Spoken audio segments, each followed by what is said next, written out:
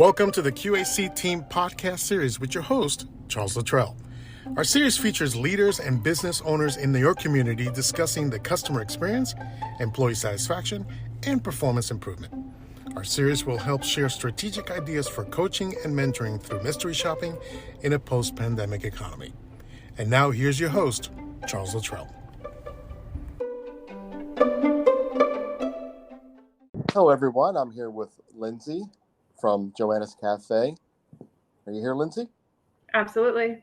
Oh, thank you. Thank you for being with me this evening. So tell us a little bit about Joanna's Cafe and yourself. So we are in Southeast Baltimore County, Maryland. We've been operating for 3 years. We opened in August of 2019. So we're a coffee shop cafe in the community of Dundalk, Maryland. The name of the cafe, Joanna, is named after my late sister that passed away. So it's sort of my way of honoring her. Very nice. Very nice.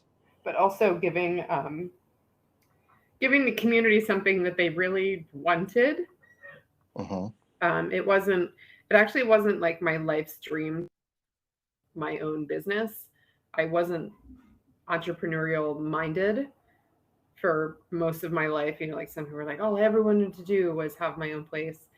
So it sort of was bred out of working for other people, working for other big corporations, and just not loving every aspect of, the corporate world. There's, a boardroom full of people making decisions that make no sense for the actual people that are doing the work all day, every day, and it's like, oh, don't, look out, corporate, regional, whoever is coming into town. And then you have to, dot all your I's and cross all your T's. And then as soon as they leave, and it's not about cutting corners, but it's like you have to do this circle jerk monkey dance when these people come in and they have quotas and they have things that they have to do that also make no sense, but that's how they get paid and that's how they get promoted. And so like you understand it, but at the same time, you're like, we're the ones that are doing all the work and we know what works and what doesn't. Absolutely. So there's that side of it. And then there's how you're treated. And, some places have a decent culture, but not like the best. Uh-huh. And then there's others that are so big that you're, you really do feel like a number, or like, oh, Bill called out. All right, great. We've got 4 people that are gonna, take over. And I never liked the aspect of when some companies get so big, they lose focus on really praising the individual and making them feel like they belong and that they matter. So that was a big deal. Yeah, that's that you hit it. I was a victim of the corporate world for 16 years myself, and I walked away. I was working for a large telecommunications company, and I had enough. So I just can't do this anymore. So I'm with you. So why did you decide to be a business owner? Was that the main reason? You just want to get out of the corporate world? Not so much that. There was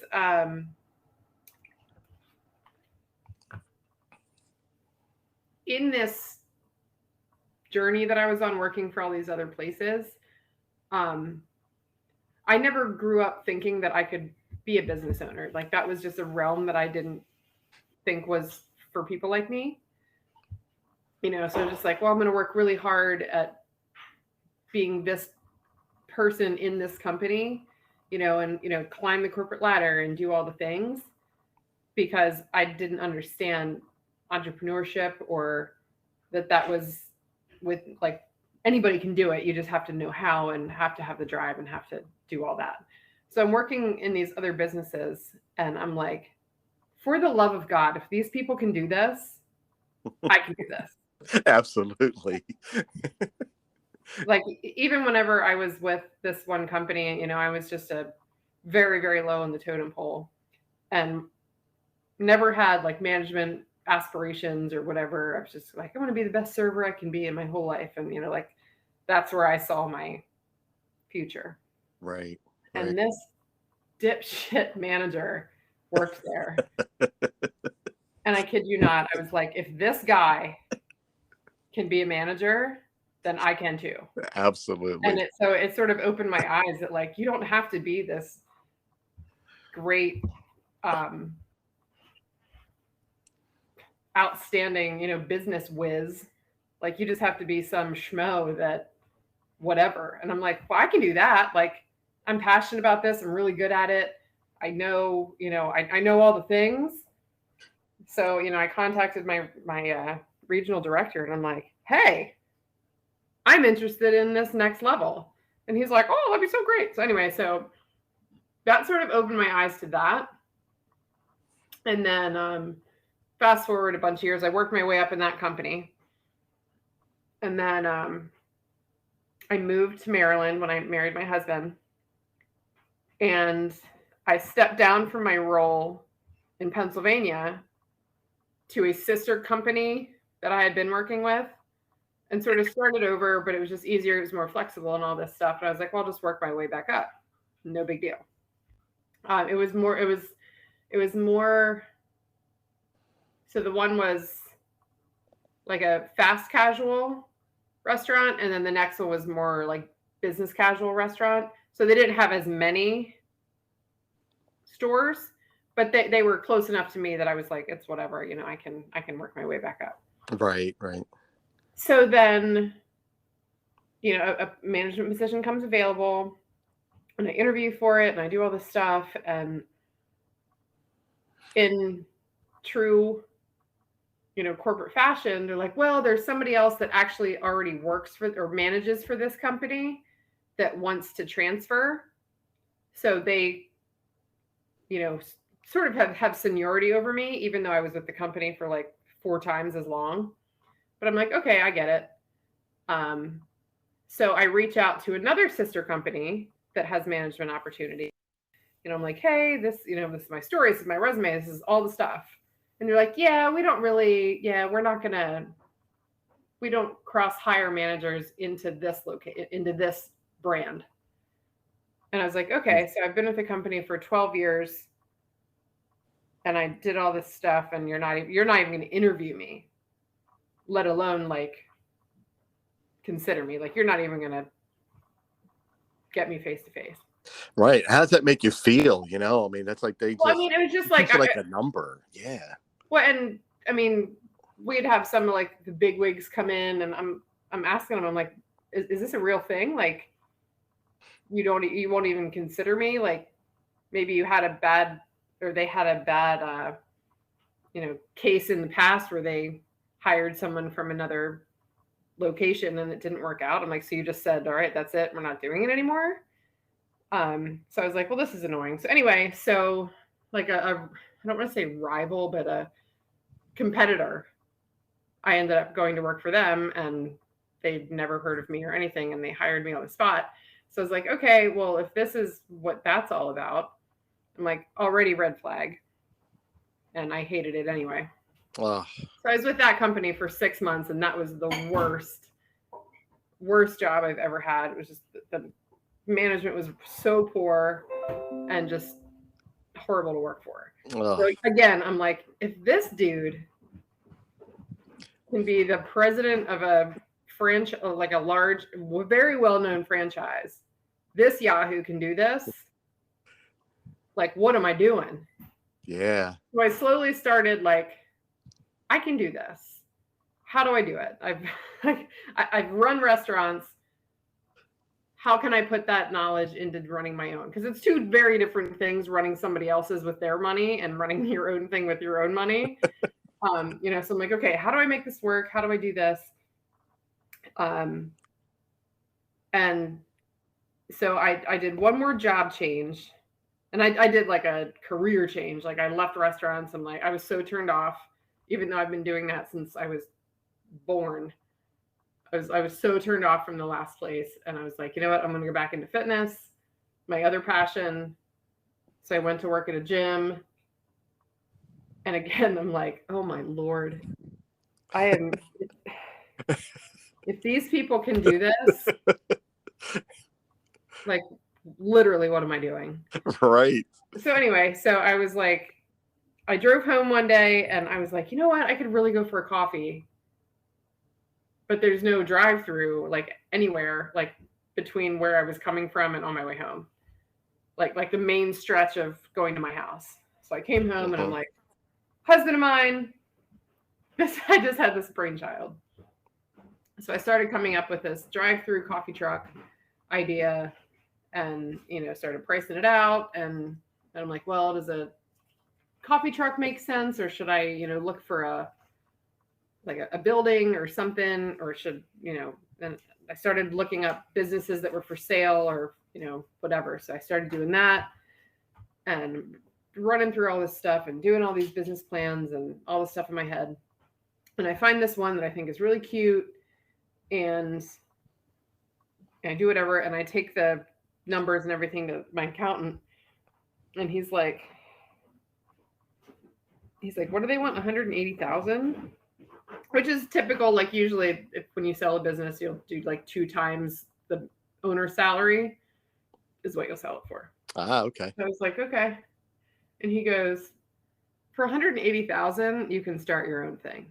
And I'm like, light bulb, light bulb, light bulb, light bulb, light bulb. Like, oh my gosh, I could, like, what? So I'm like researching everything and trying to figure out all this stuff. And, I decide, I'm like, okay, so I write my business plan like that day.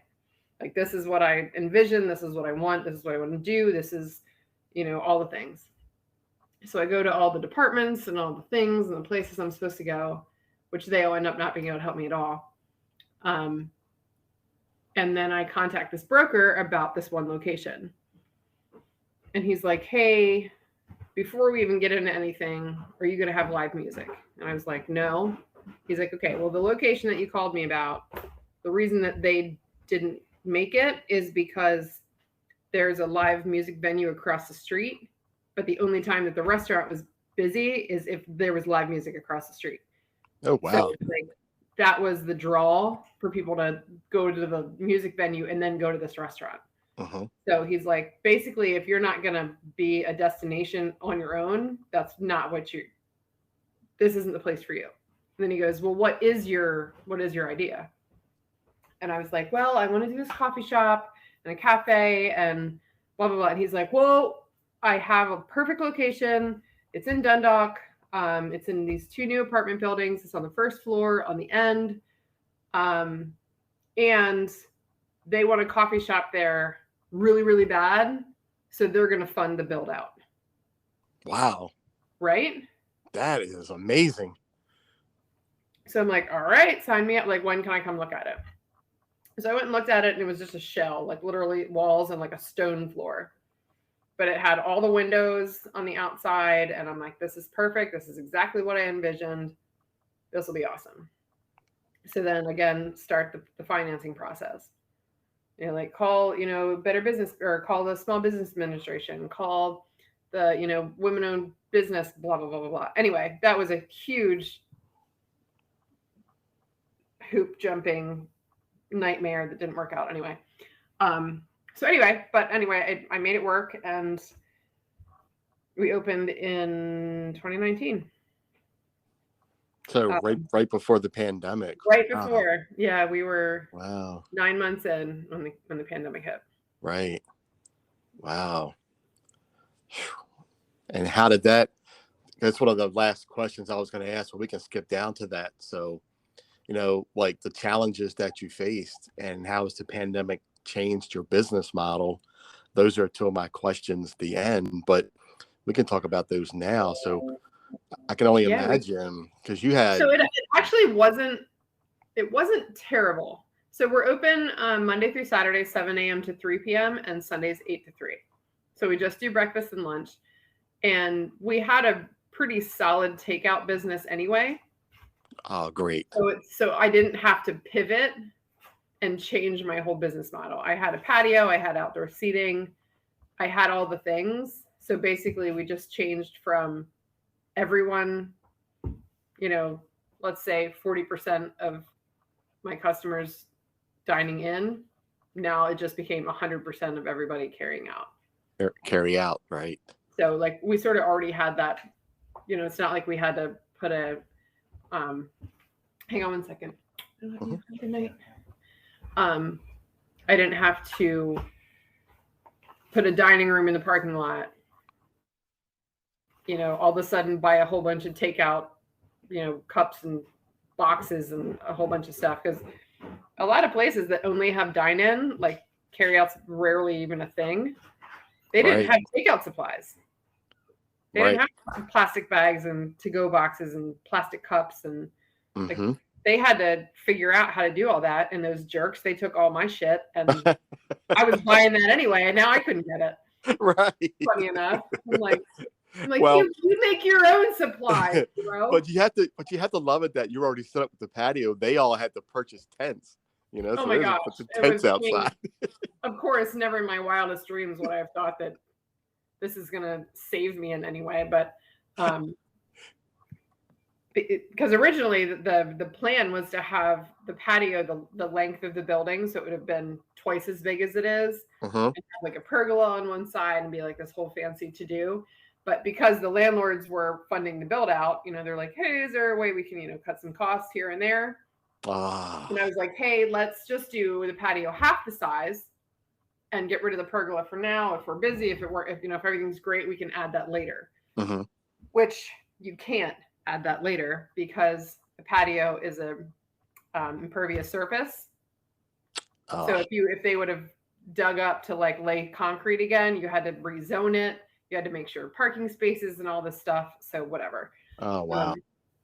But it's hindsight. But not only that, I still have that space there. It doesn't have concrete. So I moved my picnic tables from the patio out to there. And then I got a whole bunch of new tables in the patio. But that was only this year. Like that was still during COVID. I just had the same 4 tables outside. Gotcha. But you do what you can. And I got some PPP help. So I didn't have to lay off anybody. Oh, that's great. Yeah.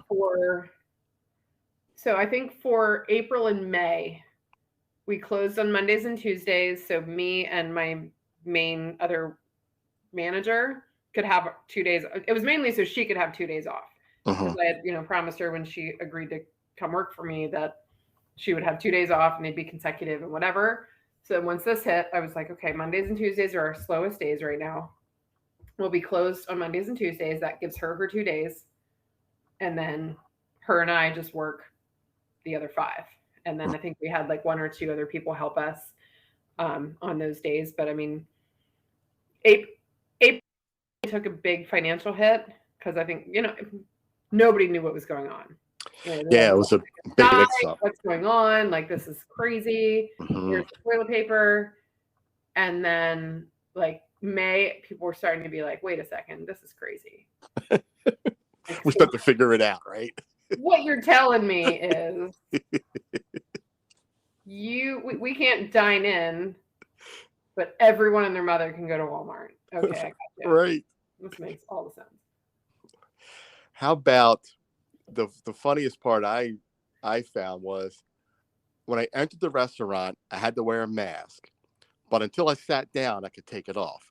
But if I got up to go to the bathroom, I had to put it back on.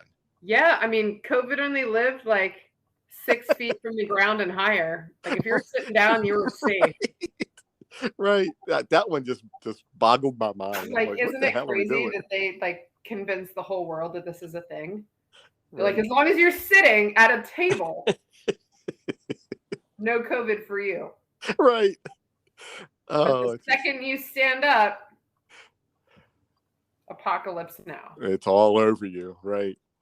Yeah, I don't want to, play down COVID because it definitely was a serious thing. I actually got it back in 2019, and it was pretty rough. It was pretty bad, but I'm still here. I made it. So right. But it was definitely a challenge, man. So, how has the pandemic changed your business model? Have you had to do anything different, or are you still operating the same as you did in 2019? Nope, we still operate the same because because we had a good takeout business. We didn't have to like change our marketing. We did what a lot of it were like, hey, don't forget you can order online, but you always could. Uh-huh. But people just preferred to come in because they like the interaction, they like the atmosphere, they like all the stuff. So whenever you couldn't, like you literally weren't even allowed in the building. Right. We did curbside for a little while and whatever. But then, really, we didn't have to do a whole lot of changes. For one, we were so new that not everyone even knew we were there. So we just kept, pushing forward with what we wanted to do and who we were and all that. And, people would still come by, in August, September, October, and they're like, oh man, it's a bummer that you had to close during COVID. I'm like, I didn't close during COVID. Like, really? We just assumed. And I'm like, why? Yeah, it's amazing, isn't it? We have an Instagram and Facebook presence.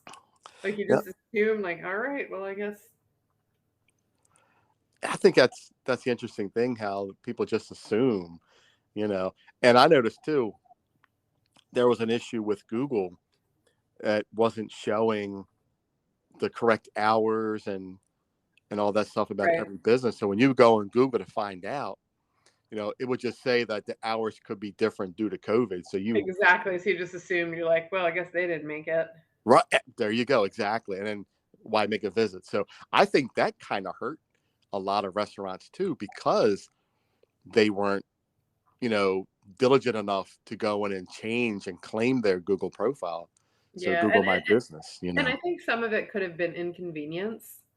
Yeah. Where, the whole work, like everything in your life was inconvenience at the time. Like you had to wear a mask everywhere you went. You had to like stay 6 feet apart.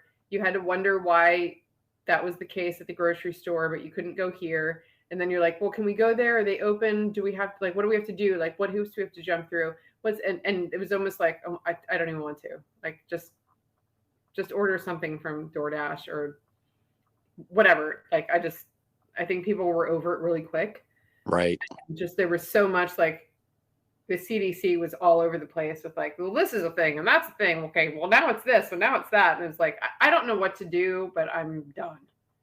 And then you had to start figuring out how to homeschool their kids. And like, it was just, everyone's life got upheaved so quickly, and when you're not McDonald's or anywhere with this $1 billion budget to, just flood the TV and everywhere with marketing ads and legit like change your, like they'd had to change their business model overnight. Right. For these, like, thank God all their shit's disposable anyway, but right.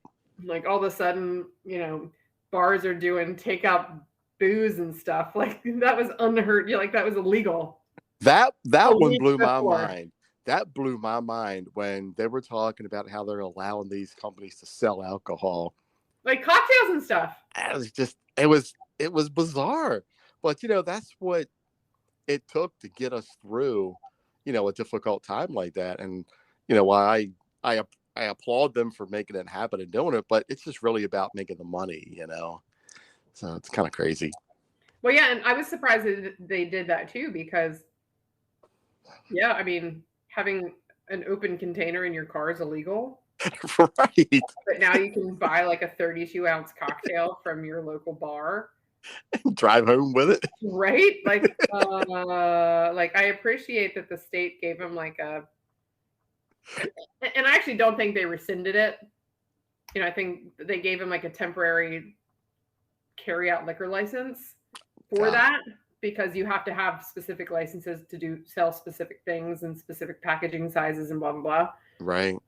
But I think that they were just like, yeah, we're just gonna, let you do that. Because places that didn't have zoning for outdoor dining, obviously they shut down roads so they could put tables outside. So like, I really appreciate how some of the governments really came together and were like, hey, we're going to try and do everything we can to help, instead of just being like, we're not going to follow this, like you can let people in your building, they're like, all right, well, I guess you can put tables in the street and we'll shut them down, or you can put tents on the sidewalks. Mm-hmm. So I appreciate that. I know that helped a little bit. Right. Yeah, I noticed, like downtown Bel Air, there was a lot of rule bending where people were just putting stuff everywhere, like you said, on the sidewalk. So I felt weird walking on the sidewalk in between people eating. It was just bizarre. Like, well, I guess it is what it is. I mean, Right, yeah, right. I can do it, but Yep. It seems like at the end, like when things quote unquote went back to normal, Mm-hmm. I don't know if any lesson was learned. Yeah, Like, I agree with how do you. we prevent this from ever happening again? And granted, I understand what the original reasoning was, Mm-hmm. but then like once all the data and everything comes out, and you're like, look what you allowed to happen to these businesses that fund your communities. Right. Like, it was just like, oh, they said shut down, so we said okay, and you torpedoed your communities. Yeah. And it's like, okay, we didn't realize what happened, but Mm-hmm. now we do. So what is in place to make sure this never happens again? And how are they going to try and help support small business to get them back, besides just throwing money at it? Right. Because it's grant after grant after loan after loan after loan after program. Like, you can't have that much money. I know you don't. Right. So it's just like all this trickle down effect of, okay, we're going to try and bail everybody out,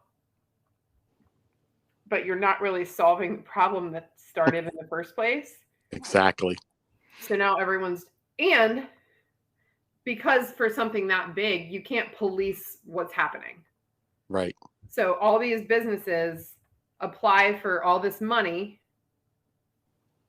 and they don't use it for what it's intended for. And then the people that truly need the money are denied. Right. So it's like, how do you prevent that from happening again? Right. What are the processes that the government's going to put in place, to protect these small business owners?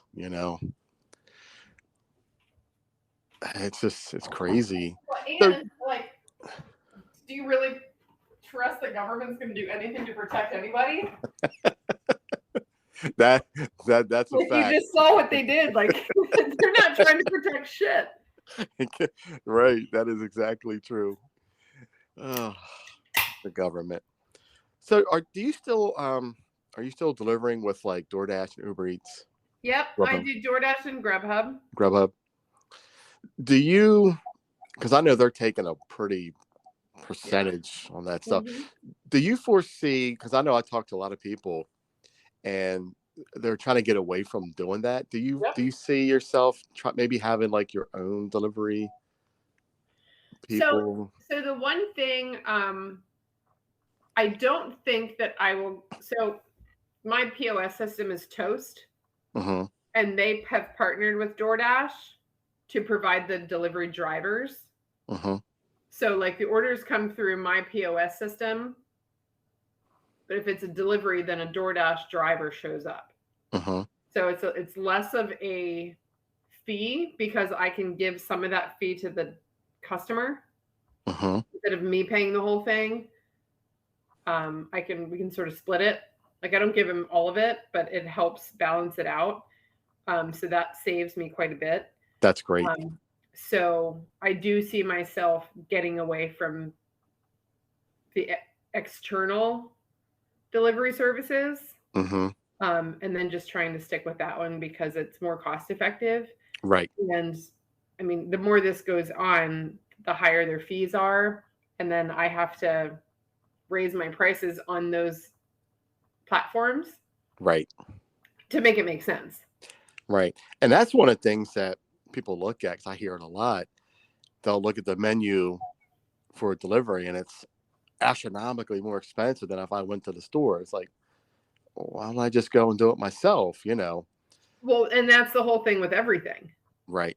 You know, like I was at my favorite restaurant the other night, and there's this wackadoodle, and he ordered a tequila shot, and they're like, "Yeah, it's $8," and he's like, "It'd be cheaper if I just got it at the liquor store." And she's like, "I know, That's but correct. that's why you're here, because like what you're eating for dinner would be cheaper if you made it at home, but the whole point is that you wanted to go out and have it made by somebody else, so it's going to cost you more." Exactly. It's the dumbest thing I've ever heard come out of someone's face. Oh, I man. know, and my glass of wine is $5, and I could buy a bottle for $7. Right. Like, I get it. Yep. We all know how this works. Right. Yeah, that's I'm gonna You have to be in a certain mindset to spend like $45 on Chinese takeout that costs you $18 if you would just go pick it up. I got a better one. $35 to have McDonald's delivered. Oh my Lord. That's like a Yes. week supply of McDonald's. Yes. It was a McDouble, a large fry, and a large root beer, and it was $35 delivered. And, you know, I wanted to try it. I wanted to see what the hype was all about. So I wanted the experience, you know. Of ordering through the app or trying the McDouble? I did it through when I did it, I think it was it DoorDash, I think, that, or Uber Eats, one of them delivered. One of I can't them. remember which one it was. Yeah. But yeah, I used the McDonald's app and I ordered it because I wanted the experience of me order on the app and have somebody deliver it. And it was $35. And then they still want you to tip the driver. And he still wanted to tip the driver. Yep. Yeah, like this is like it's a fine dining meal out. Right. You get a paper bag delivered to your house. Right. And he's sitting at the floor. They don't even touch it. You know, you can't take it from him. You don't know that. It's crazy. They had to do so many different things to make sure that the drivers weren't eating your food. Yeah. Yeah, I heard horror stories of that too, to where they would get their order and like half the fries were missing. It was crazy. Crazy. So you've been in the restaurant industry most of your life, right? My whole life. So I always joke that I was in the back of a kitchen when I was 2 weeks old, because I was. My parents worked at a college in the dining hall. Nice. And so whenever I was 2 weeks old, I was in a little carrier back in the back of the kitchen. So I always say that I've been in this industry since I was 2 weeks old. Right. So yeah, so I guess it just kind of carried over with you, because I was going to ask you, why did you choose this industry? But so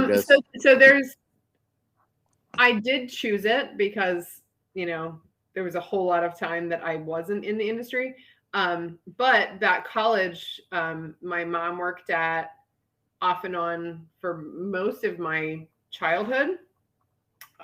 Both my parents went to that college. My older two brothers ended up going to the college. So from when I was 2 weeks old, let's say, till I was 13, we were there probably 3 or 4 days a week in all different aspects. So going to soccer games, going to the auction, going to lunch after church, serving lunch after church, serving banquets, like doing all the things, like working in the kitchen, or the food stand during the auction, or whatever. Like, we were there for at least 13 years. wow. Doing all different aspects of all the things. So like I was in the dish room when I was 6. Like obviously we weren't paid, like we were just there helping out. Right. Like, don't worry about child labor. Child labor laws. It was free. I wasn't paid anything, except for in like blueberry cheesecake, which was totally fine by me. Nice. That's awesome. So, I mean, that was just like what we did. Mm-hmm. And then when I was 16, I started serving because, I mean, it's easy cash. I was in high school. whatever. And then you sort of get into it, where it's easy money, it's flexible hours. Again, like, I don't want to say I didn't think there was anything else out there, but it was like either you go to college or you're a waitress your whole life. Like that sort of seemed like, and I had a phenomenal upbringing. My parents are super awesome. Mm-hmm. Like I have 5 brothers and sisters. We grew up in this big farmhouse, like imagination galore, like the most creative, fun, down to earth, super awesome childhood ever. So it's not like my parents are like, you're stupid, you can't do anything but be a waitress. Right. It wasn't like that. They were actually so awesome that it just didn't, like, things didn't compute the same way. Like, Mm-hmm. looking back now, like I was probably surrounded by tons of millionaires and I never knew it because they weren't like, oh, screw them because they have so much money that they have whatever. Right. Like, so that money was never an issue in that way. Mm-hmm. It wasn't, like, well, you're going to have to work super hard if you ever want to have anything nice, because everything I had was nice as far as I knew. Mm-hmm. So it wasn't like, well, here's the crap you get because we're not rich like those people. Mm-hmm. Like, people wanted to come to our house because we had the funnest parties and you could roller skate in the dining room and we had forts all around the property. And to me, like, that was just the funnest thing. Right. So like you go to your friend's house and they have like cooler cereal than you do, but they don't have like a fort running through their house. Right. That's great. So it's like, it's when I say that, it's not a slam on my parents or my upbringing. Mm-hmm. It was just, everything was so great that there was never a contrast. Right. So, like, oh, they own their own business. I'm like, okay, they're pretty cool. Yeah, right. That's great. Like, that's awesome. Good for them. Right. It's not like they were on this huge mansion on the hill and we're all these peasants. Like, it wasn't a thing. Right. So, like, maybe the only contrast would be like watching TV and there's like a movie star and you're like, okay, well, that's what rich is. That's what rich is, right? So like you have to like go to Hollywood and be a movie star. Otherwise, right. You're like all over us. Right. So I didn't understand how all that worked. Mm-hmm. Hence well, if this Yahoo can be a manager, so can I. Right. Like, I have a stronger work ethic than he does when he's asleep. So it was like not until my 30s that I'm like, wait, what? Whoa. So you mean to tell me that I can actually do this or be this? Yep. Or accomplish this? Yep. I'm like, holy shit, I've wasted so much time. Like, well, I'm 41, 3 years into my own business, and I'm like, oh my Lord, the sky's the limit. Yeah, but you have to look at it as it wasn't wasted time. It was a learning process, right? We had to go through it because I went through the same thing. Most definitely. And like, there are definitely days that I'm like, oh my Lord, if I would have known what I know now when I was 20. Yes. Dude, absolutely. I would just, I almost get depressed for a minute. Like, holy shit, that was a lot of wasted time. like almost I have to sit down. Like, oh. Right. Oh my God. And then I'm like, okay, all right. This is why it happened that way. Mm-hmm. This is how you need to look at things. This is how. This is why. It's because clearly I wasn't ready to understand that the sky's the limit 20 years ago. Right. Maybe not. But yes, I'm like, okay, well, what have you learned? Mm-hmm. So what's the future of Joanna's Cafe? Do you see yourself expanding, maybe franchising or getting to a bigger location? Is that anything like on the horizon or? Yeah, all of the above. Like, at first, I just wanted to have my own thing. I wanted to do it well. I wanted to provide a super awesome atmosphere for my team because I didn't want anyone to ever come to work and feel the way that I had felt at different jobs. I wanted to be the kind of boss that I wish that I always had. I did have a few that were awesome, but when you have a 5-person management team, they're not all going to make you feel like the best thing ever. Right. Or above them, or people that care even less. Mm-hmm. So I wanted to do that. I wanted to have the best customer service ever. And whenever you're in a job where there's a whole lot of other people, you don't always have control over that. Because like, oh, I wasn't there that day. Sorry that, your visit was a dumpster fire. And then I really wanted to provide my community with something that they didn't have and that they really wanted. Right. So at first I'm like, dude, if I can do that, I'm golden. Mm-hmm. And then, we opened and we were just welcomed with open arms of the community, and everyone was just raving and they're like, this is great. Like they walk in and they're like, oh my God, where are we? Like, are we still in the same town? And we started getting reviews after reviews after reviews. And, I'm like, oh my God, we're doing it. And then I'm like, wait a second. I don't like this, and then you start like seeing it for what it is. Mm-hmm. And I'm listening to Andy's podcast all the time, and I'm like, oh my God, the sky's the limit. Yeah. Like, it doesn't have to, like, how many other communities need a place like this? How Right. many other, you read all the reviews about people that go to Dunkin' and Starbucks and they're like, this is terrible. This is gross. This, this woke thing or that, like this policy and that policy. And I'm like, guys, like my vision is like coming at me like a train. Mm-hmm. And I'm like, I'm onto something. And I've created exactly what I set out to create. Oh, and I get to do it in my sister's name. Right. Which is amazing. Yep.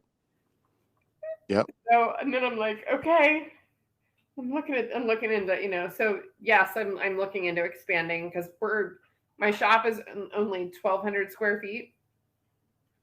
And we outgrew that before COVID.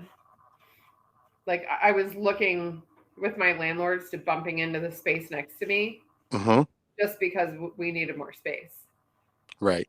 And so that obviously got shut down because of COVID and me basically all the getting shut down. Yeah. So are you going to revisit that idea to make more space? That space isn't available anymore. Yeah. But I'm still looking at other locations. I don't want to move that location. Like, I feel like that location needs to stay. Mm-hmm. It's kind of like the flagship, if you will. Right. And it's in the right area too. Cause oh my gosh, it's like great. It's 100 feet off of the main road that goes through the town. Yep. So, which is funny because a lot of people still don't know we're there, even though we're that close to the road. Right. But it's also a difference of, I don't know, probably $10,000 a month in rent. Right. Right. Should I be any closer? Right. And I'm right next to like the main grocery store there, which is funny because people drive past me every single day for 3 years, and then they'll come in and be like, I didn't even know you were here. I didn't know you were here. I drive past every day. I'm like, what are you doing when you're driving? Like, I've got tables, I've got lights, I've got signs on the windows. Right. All right. Anyway, like, okay, well, you're meant to be here when you're meant to be here. Exactly. Right. So where are you looking for your next location? What area? So there's actually, I was looking in my hometown, which is in Lancaster, Pennsylvania. Okay. This really great location opened up. It's my friend's dad actually had a music store for 35 years. Mm-hmm. And he just retired from that and sold the business. And it was relocated somewhere else. So he put a loft project, like 12 or 13 loft units, like apartments above where the studio was. Mm-hmm. So that downstairs now became an open retail space. Right. So I'm like, oh my God. And it's on the other side of town, like where all the hip shit is. Right. Like the other side, like every coffee shop you could think of, all the restaurants, all the things. And then this other side has like nothing. Mm-hmm. And I'm like, oh my gosh, it would be so perfect. And, you know, like I ran it past him and he's like, you would do so great there. Like, it'd be so good. And then, of course, I ran into financing issues again. Mm.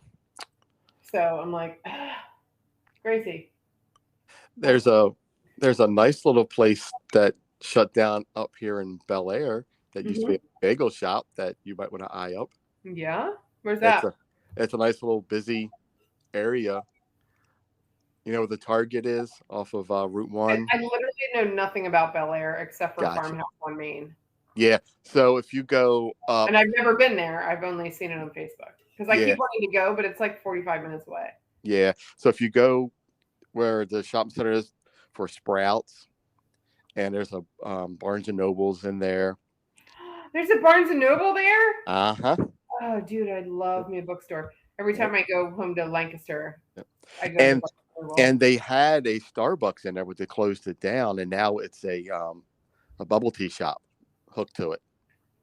Okay, yeah, I know that Starbucks was in quite a few Barnes and Noble, Mm-hmm. and then I don't know, some still have them and some don't. Mm-hmm. I can take a screenshot of where it's at and send you a photo of it. Okay. I could like a Google Maps and just show it to you, show where it's at. I think it would be a good location for you. I really do. Yeah, and then so do you know where Bethlehem Steel used to be? Uh-huh. So that's Trade Point Atlantic now. Okay. And they have, I don't know, 12, 13, 15 like million square foot warehouses on the property now, and they have a bunch more coming. So, you know, they have FedEx, they have Amazon, they have Under Armour, they have a bunch of other stuff. So actually I reached out to, you know, I went on their website and they're like, oh, if you're looking, you know, for space or whatever. And I'm like, what's it going to hurt to reach out and be like, hey, what do you have for food? Because it's all warehouses and there's no actual food like restaurants on the property. Mm-hmm. And the only things that are nearby are this little pizza shop that's on like Old North Point Road and this little like fried food thing. And then they just built a Royal Farms like at the front of the property. So, you know, that's fried chicken. And then they have like some made to order food, kind of like Sheets or Wawa. Right. So you're looking to put something in down. Well, so I emailed them and I'm like, hey, I have this coffee shop cafe in Dundalk, and you know, I live in Sparrows Point. You know, love that you're revitalizing the old Bethlehem Steel. You know, hey, what do you have going on for food? Because it doesn't really look like you have a whole lot. And he emailed me back and he's like, oh my God, we were just talking about your shop yesterday. Oh, wow. That's impressive. Right? And I'm like, okay. So they are putting in a retail strip at the front. And that's what they were talking about. They're like, oh, have you been to Joanna's Cafe? Like, that would be a great thing for right there. Right. So they haven't built it yet. They're still in the talks. Because basically what they were going to do is have some of their builders that have put up all these million square foot warehouses just be like, hey, do you guys think you could throw together some like a retail, I don't even know what to call it, like 6 or 7 space retail shop, just like while you're out here throwing up this huge building, can you just throw this thing up real quick? Like almost like a side project, like, hey, while you're here, right. Right. But what the benefit that could have is that they're not putting that in there to make money or to be an asset. It's almost a benefit to the buildings that they have there.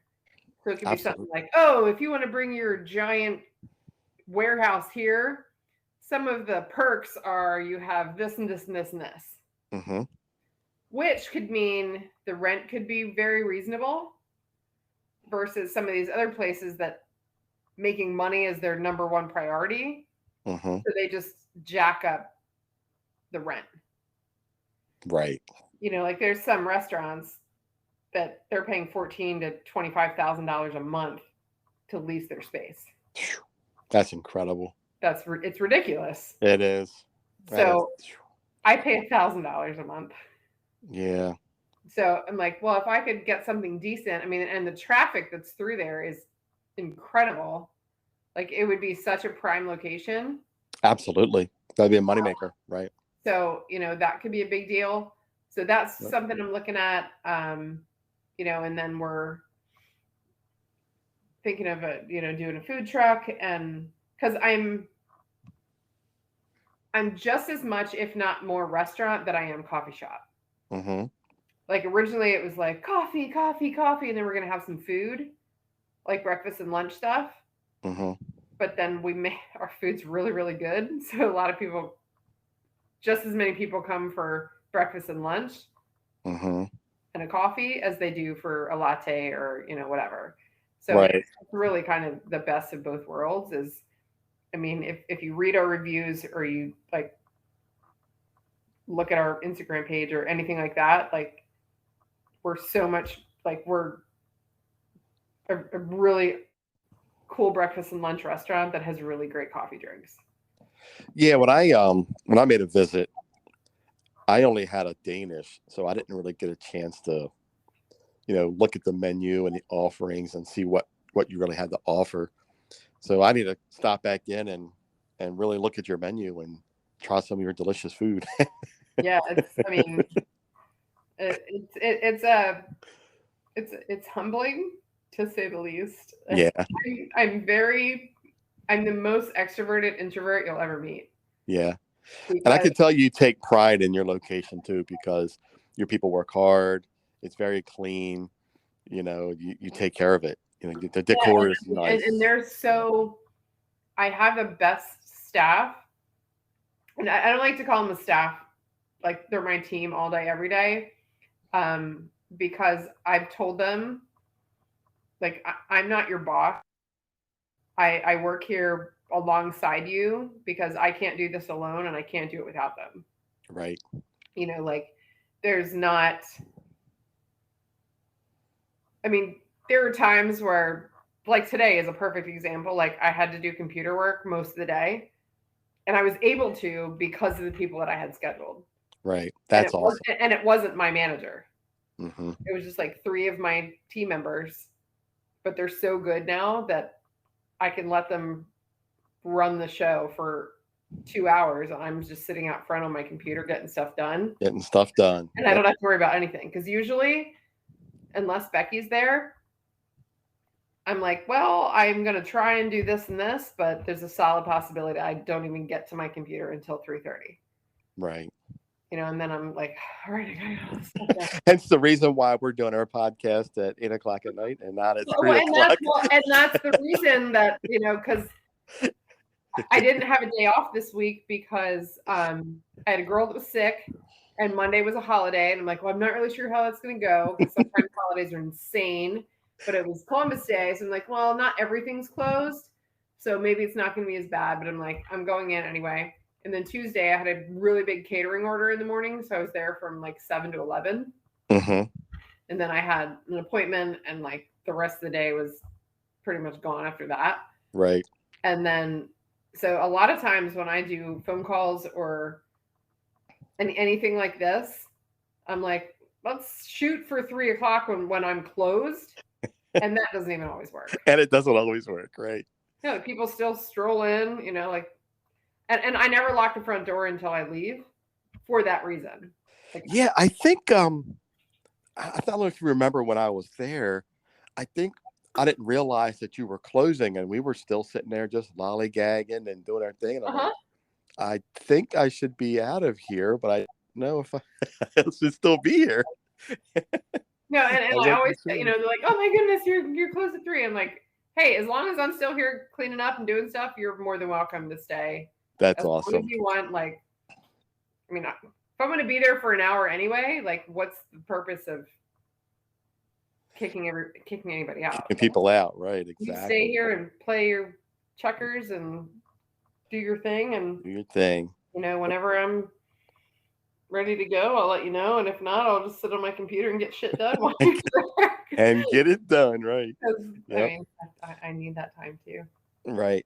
So I definitely would like to bring you back on again when you start moving with these different locations. You think about franchising. I'd like to get back with you and follow up and see how that all is going with you in the future. But I'll definitely stop in, say hi, and check out your menu again. And anything else that you want to add? No, I mean, I don't think so. I appreciate you having me on. And Absolutely. I that's why I wanted to talk to you, because the brief visit that I had, we didn't really get a chance to talk a lot. I know you were busy, you're on your computer. I was like, well, I don't want to bother her. I think I'll get back with her when I can, and I really want to know the story of, what was Joanna's Cafe about, so I really appreciate you coming on and sharing that story. And, it's awesome that you're honoring, your sister, what you're doing. It's great, and to keep it going, thank you. do more, man. And, I'm sure she's looking down and proud of you, so good for you. Thank you. Absolutely. Well, Lindsay, it's great talking to you. I really appreciate you spending the time, and I will talk to you soon. Awesome. Thanks, Chuck. I appreciate it. You're very welcome. Thanks, Lindsay. Have a great night. You too. Thank you.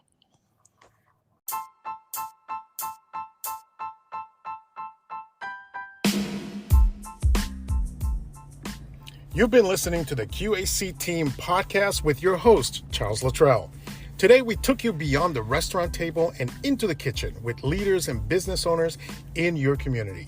For more information, visit us at QACteam.com or Facebook and Instagram at QAC.team. Thanks for listening.